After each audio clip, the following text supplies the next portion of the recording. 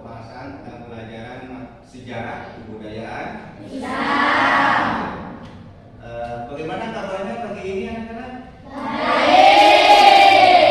Masih dalam kondisi semangat? Semangat. Alhamdulillah. Sebelum kita mulai pelajaran, terlebih dahulu kita berdoa dahulu. Silakan dimulai doanya.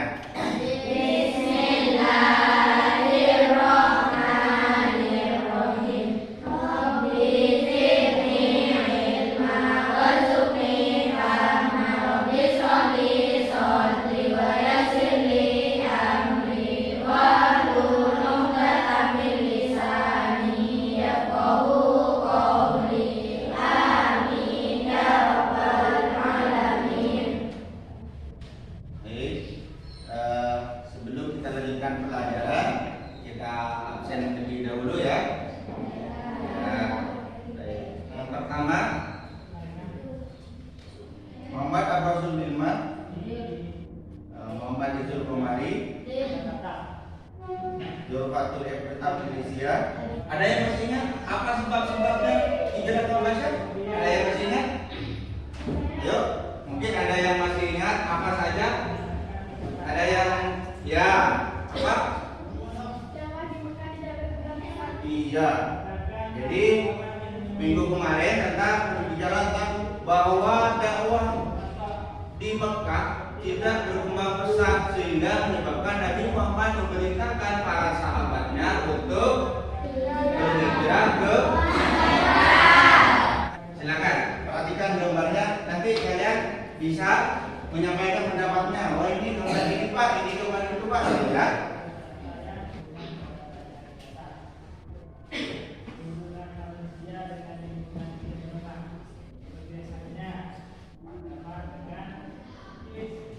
Oke, sudah? Ya, itu ada yang tahu yang mau menyampaikan pendapatnya, silakan mengajukan tangan. Ya, apa gambar apa itu? Mereka meminta izin kepada Raja Najasyi untuk tinggal di Indonesia. Umat Islam meminta izin kepada Raja Najasyi untuk tinggal di. Nah, ini gambarnya Raja Najasyi dan kaum muslimin, di mana kaum muslimin sedang minta izin untuk tinggal di Habasyah. Ini ada kaitannya dengan materi kita, ya, karena peristiwa hijrah itu pasti lekat dengan adanya permintaan izin kepada raja, baru nanti kalau diizinkan umat Islam atau kaum muslimin bisa tinggal di Habasyah. Baik, selanjutnya ke pokok bahasan berikutnya, dipersilakan untuk memahami video dulu. Jadi video tolong disimak videonya, ya. Video ini video. Setelah disimak videonya, nanti kalian buat coret-coretan tentang cerita yang kalian simak. Di video itu nanti didiskusikan sama teman-temannya, sama teman bangkunya, untuk menemukan, untuk mencatat peristiwa hijrah ke Habasyah. Baik, dipersilakan ini saya putar videonya, ya.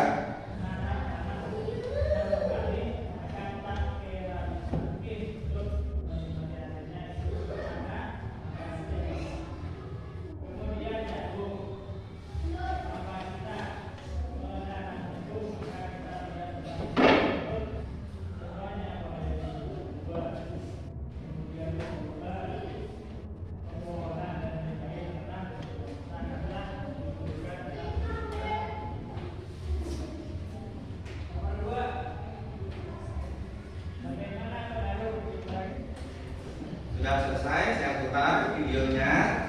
Sekarang saya beri kesempatan dalam waktu 10 menit, kurang lebih 10 menit, ya. Kalian diskusikan dengan teman sebangku kalian untuk menuliskan cerita sesuai dengan video singkat yang saya tayangkan, ya. Diskusikan dengan teman sebangkunya. Jadi diskusi diskusi, saling tukar pendapat itu tadi apa saja yang ada di dalam video, tulis dalam bentuk cerita. Nanti hasil ceritanya ada yang ditampilkan ke depan dengan cara membacakan hasil tulisan cerita yang telah dibuat, ya. Nah, baik. Sekarang dipersilakan untuk memulai. Kalau ini kan satu orang, jadi bisa gabung ke belakang. Jadi di sini bisa 3 orang, ya. Karena teman bangkunya tidak ada, nanti ini gabung menjadi 3 orang. Yang ini 2 orang, 2 orang, 2 orang. Ya, silakan dimulai berdiskusi. Hasilnya nanti ditulis untuk disampaikan ke depan, untuk dipresentasikan, untuk diceritakan di depan, ya. Ya, silakan dimulai.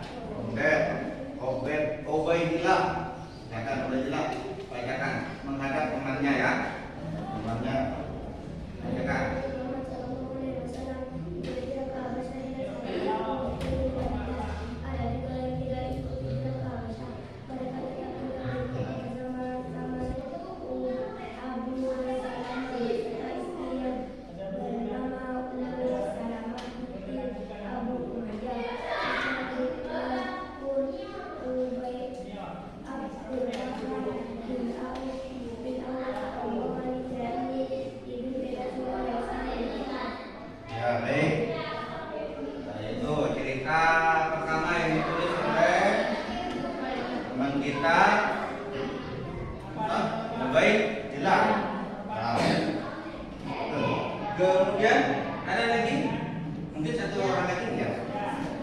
Ini membahas apa ini ceritanya ini?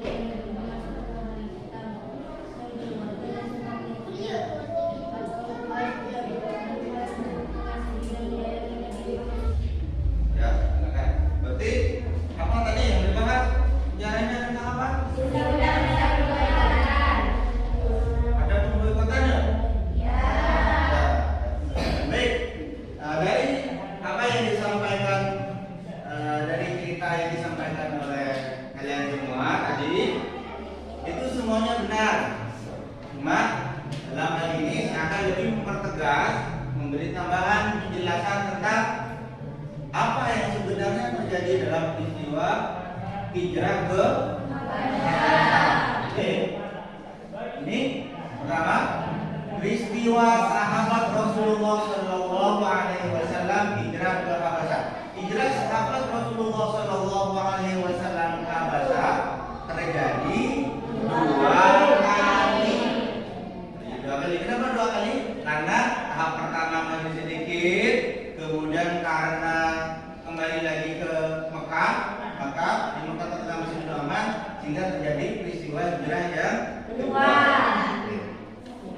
Baik, yang pertama saya akan bahas tentang hijrah pertama ke Habasah. Hijrah pertama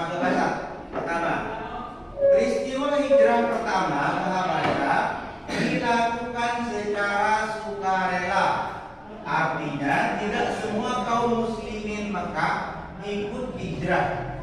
Sebagian mereka ada yang masih menetap bersama Rasulullah di Mekah.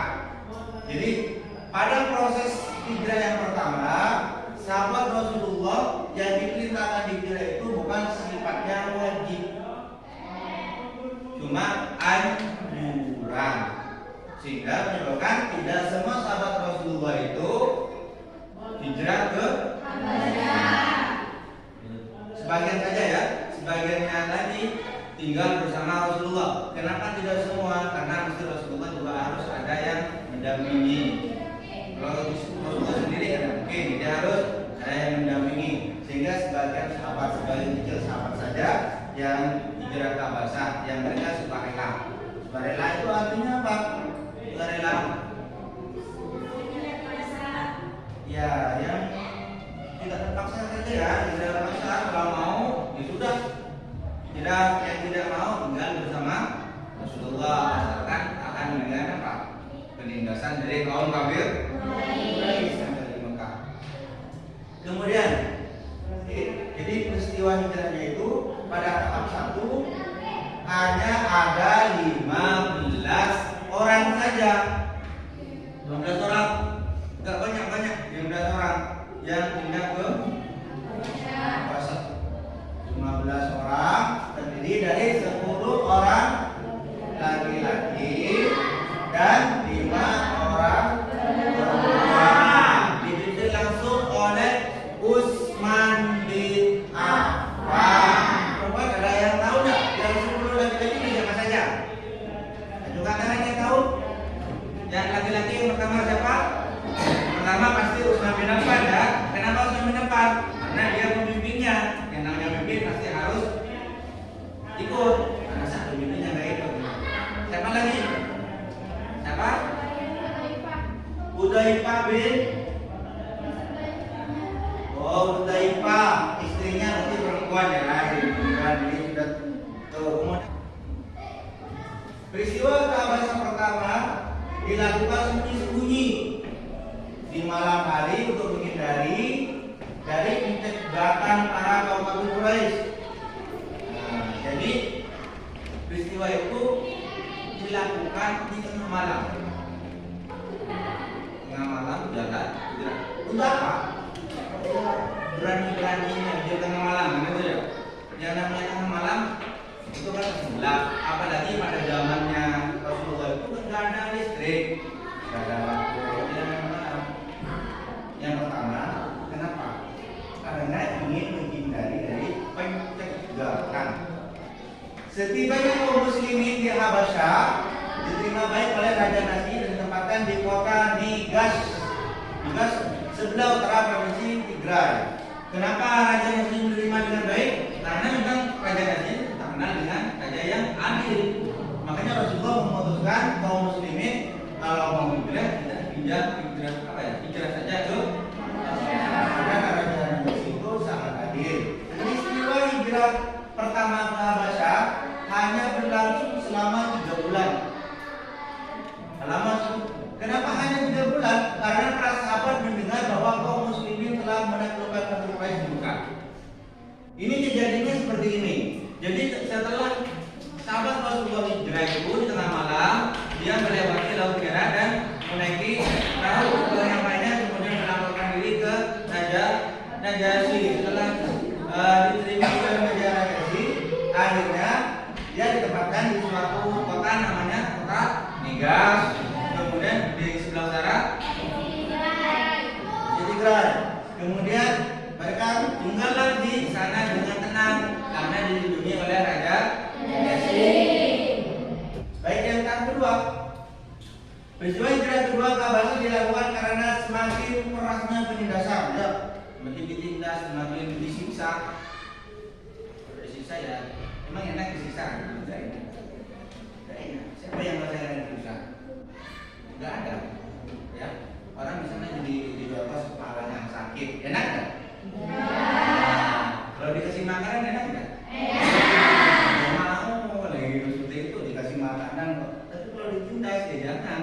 Kutu saja ditindas nggak mau ya, kutu ditindas dia nggak mau. Akhirnya apa? Ya harus pindah. Mau tidak mau harus Pindah. Mau Pindah. Semakin ditindas, semakin harus pindah. Kemudian pinjamnya kaum kafir Quraisy sampai pada pemboikotan keluarga Bani Hashim dan Bani Muthalib. Pemboikotan. Kalau di sini bahasa sini pemboikotan itu diboikot itu seperti dibelenggu, nggak boleh melakukan apa-apa gitu. Dilarang melakukan ini itu, ya nggak boleh. Karena kejam ya tinggalnya. Jadi orang Islam itu tidak bisa berbuat apa-apa sehingga begitu. Nabi sehingga tidak tahan juga Nabi melihat para sahabatnya diperlakukan seperti itu, sehingga memutuskan untuk memerintahkan pada para sahabatnya untuk hijrah lagi yang kedua kalinya ke Habasyah. Kemudian jumlah kaum muslimin yang hijrah ke Habasyah pada tahap yang kedua lebih banyak dari yang pertama, yaitu mencapai 101 orang. Jadi dari 83 laki-laki dan 18 orang perempuan. Jadi konsepnya begini. Jadi kenapa pertama sedikit? Karena cuma anjuran. Yang kedua karena semakin tidak tahan dengan penindasan, akhirnya orang semakin banyak yang berhijrah untuk menghindari. Kenapa menghindar? Ya seperti alasan yang minggu kemarin. Kenapa menghindar? Takut keyakinannya goyah karena terus di upaya pencegahan penindasan tetap dilakukan oleh kafir Quraisy, bahkan sampai menugaskan Amr bin As dan Amr bin Walid untuk membujuk Raja Najasyi agar menolak dan mengusir kaum muslimin. Nah, jadi mereka tuh tiba-tiba tahu tentang kabar bahwa kaum muslimin telah hijrah yang kedua kalinya ke Habasyah. Akhirnya gimana? Akhirnya orang kafir Quraisy nggak mau kalah.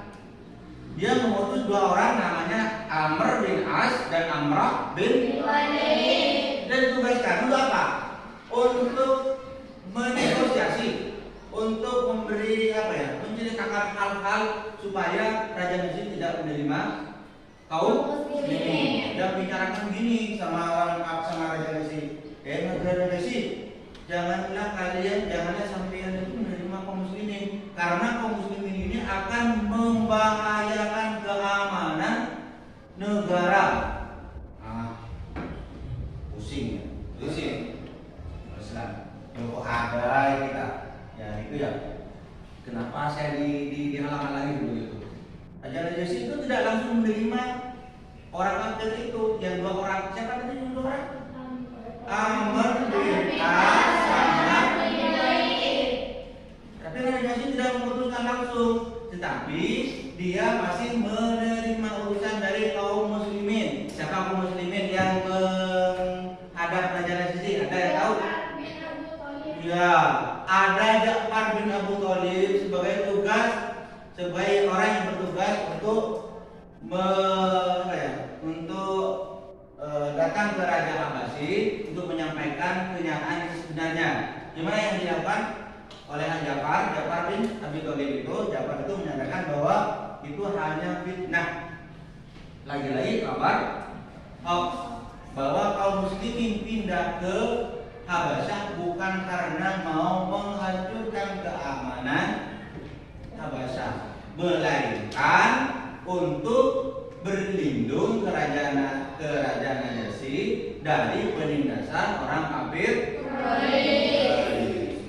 Ya, kalau ditindas terus, bagaimana menindas terus? Ya pindah saja, gitu. Akhirnya Raja Najasyi itu menolak permintaan kaum kafir Quraisy, ditolak dengan mentah-mentah ya, dan membiarkan kaum muslimin tetap berada di isi pemboikotan yang pertama. Nabi Muhammad SAW dan keluarga serta pengikutnya tidak diperbolehkan menikah dengan kafir Quraisy. Jadi misalnya ada yang berhubungan dengan kafir Quraisy mau menikah, bekalan misalnya, istilahnya tunangan itu nggak boleh, langsung diputus. Yang kedua, Nabi Muhammad SAW dan keluarga serta pengikutnya tidak diperbolehkan melakukan transaksi jual beli dengan dengan orang kafir Quraisy lainnya. Nah, bagaimana ini? Kalau pasar itu isinya kan macam-macam. Kalau sudah diboikot, orang Islam nggak boleh pindah, nggak boleh ke pasar. Terus mau beli di mana? Kan gitu ya. Kalau mau makan beli sayur, mau beli sayur di mana? Kalau dia nggak kan, kalau dia bertani sendiri mungkin bisa. Tapi ini misalnya nggak bertani, terus mau beli di mana ya sayurnya? Ya sayurnya nggak ada nanti. Mau beli daging nggak ada. Karena pasarnya sudah nggak boleh. Nggak boleh. Kan di pasar itu banyak orang kafir yang berjualan. Orang Islam mau beli di mana? Ya repot orang Islam. Itu kan tujuannya gini, biar mereka tertekan sehingga mereka tidak lagi berdakwah Islam kan itu buat orang kafir itu. Kemudian kaum kafir Quraisy tidak diperbolehkan mengasihi, bukan mengasihi gitu ya, mengasihi dan menyayangi Nabi Muhammad SAW dan keluarga serta pengikutnya. Jadi kan tadi semuanya dilarang, jual beli dilarang, bersahabat dilarang. Kalau ada orang kafir Quraisy satu orang saja yang dia tiba-tiba dilunduk mengasihi, tiba-tiba ini saya kasih kamu nasi misalnya gitu ya, itu pasti orang yang kafir yang tersebut akan disiksa karena itu merupakan larangan. Masa berlakunya pemboikotan akan berlangsung selama Bani Hashim dan Bani Muthalib belum menyerahkan Nabi Muhammad SAW kepada Kafir Quraisy. Artinya pemboikotan ini akan terus berjalan selagi Nabi Muhammad terus berdakwah. Kalau Nabi Muhammad sudah diserahkan kepada orang kafir Quraisy, nanti Nabi Muhammad dibunuh. Kalau sudah dibunuh tidak akan berdakwah. Akhirnya Nabi Muhammad, waduh, kalau sudah seperti ini keadaannya, maka yang harus kita lakukan jangan sampai umat Islam terprovokasi sehingga menyebabkan mereka kembali lagi menjadi murtad, sehingga Nabi Muhammad memutuskan untuk memerintahkan para sahabat pindah atau hijrah ke Habasyah. Dari sejarah yang saya sampaikan tadi, bahwa perpindahan Nabi Muhammad ke Habasyah itu terjadi dalam dua fase. Fase pertama, Nabi Muhammad menganjurkan kaum muslimin karena ditindas oleh orang kafir Quraisy itu dan karena dakwah di Mekah tidak berkembang, itu merintahkan hanya sebagai anjuran. Dan sedikit orang Islam yang ikut, hanya ada 15 orang. Periode dari hijrah pertama itu tidak lama, cuma berlangsung selama 3 bulan. Kenapa 3 bulan? Tadi alasannya sudah jelas bahwa 3 bulan itu terjadi karena orang Islam atau kaum muslimin yang ada di Najasyi itu, yang ada di Habasyah itu mendengar bahwa Mekah sudah aman. Ya mereka kembali lagi ke Mekah. Setelah nyampe di Mekah ternyata kenyataannya di situ masih tidak aman. Artinya kabar itu merupakan kabar bohong atau hoax, ya, kabar hoax. Sehingga sampainya di sana itu justru malah tambah terjadi penindasan. Wah, ini tambah parah ini. Akhirnya tambah parah, melakukan seperti itu dari hal yang seperti itu sudah tambah parah. Akhirnya Nabi Muhammad memutuskan untuk memerintahkan sahabat Nabi untuk hijrah ke Habasyah yang kedua kalinya.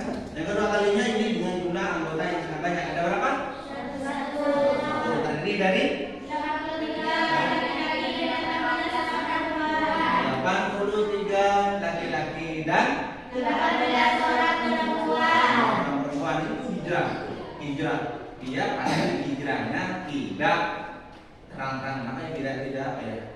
Pasti sembunyi-sembunyi, pasti seperti itu. Kenapa sembunyi-sembunyi? Ya pasti dicegah kalau tidak sembunyi-sembunyi.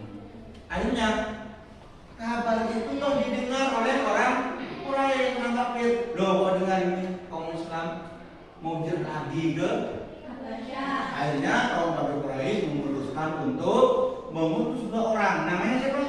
Amr bin As sama Amr bin Walid. Untuk apa? Untuk membujuk Raja Najasyi supaya tidak menerima kaum muslimin. Tapi Raja Najasyi karena terkenal adil, dia tidak langsung menerima kabar itu. Dibawakan penghargaan bawa emas ini, dibawakan itu.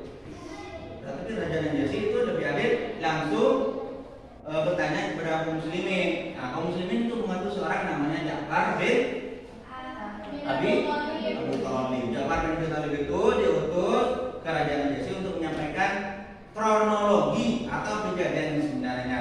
Ketika sudah tahu kejadian sebenarnya, Raja Najasyi itu memutuskan untuk tetap membiarkan kaum muslimin tinggal di Habasyah. Dia tinggal di Habasyah terus. Baik, itu ya. Sebelumnya tentang penjelasan sebab-sebab hijrah ke Habasyah. Nah, oke, selanjutnya kita refleksi apa yang saya jelaskan tadi, apa yang kalian tulis tadi, yang Anda sudah diskusikan, sudah diskusi, sudah menulis cerita tadi, kita refleksi. Dalam refleksi ini, apa yang harusnya kita lakukan dan apa yang tidak boleh dilakukan. Silakan tulis dalam rubrik ini ya. Tulis dalam rubrik ini apa saja yang boleh atau harus dilakukan dan apa saja yang tidak boleh dilakukan. Nanti sampaikan ke saya. Jadi sampaikan dengan ujungan tangan. Wah, ini yang pertama apa? Misalnya gitu ya. Ya, saya serahkan rubriknya ya. Dan rubriknya.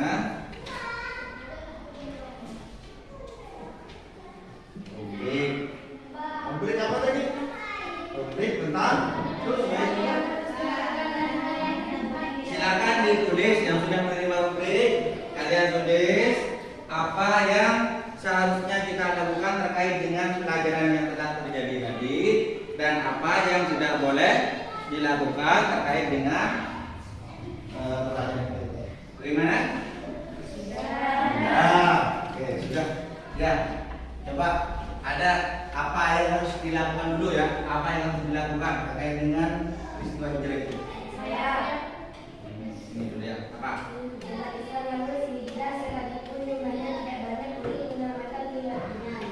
Umat Islam harus hijrah sekalipun jumlahnya tidak ada. Dalam peristiwa hijrah keberapa yang sedikit? Pertama ya. Yang pertama itu sedikit. Jadi tidak menunggu banyak untuk hijrah. Ini untuk menyelamatkan keyakinan, maka hijrah harus tetap dilakukan. Jadi kita tidak boleh pesimis, kecil hati cuma karena saya sedikit tidak mau hijrah. Jangan gitu ya. Itu yang pertama. Jadi umat Islam harus hijrah walaupun kondisi